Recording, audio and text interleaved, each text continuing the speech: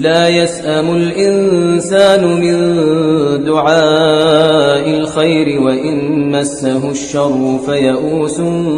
قنوط ولئن أذقناه رحمة منا من بعد ضراء مسته ليقولن هذا لي وما